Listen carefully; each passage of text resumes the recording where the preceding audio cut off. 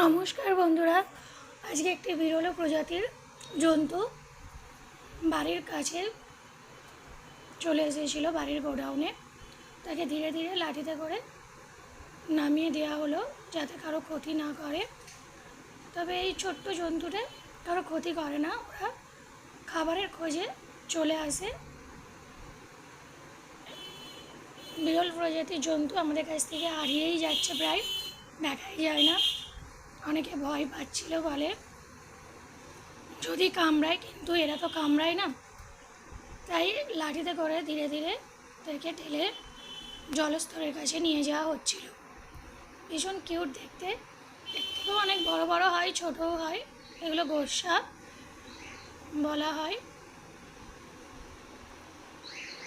খুব সুন্দর, ভয়ও পেয়ে গিয়েছিল জন্তুরা, তাই ওকে জলস্তরে ধীরে ধীরে লাঠিতে করে ঠেলে নামিয়ে দেওয়া হয়েছে।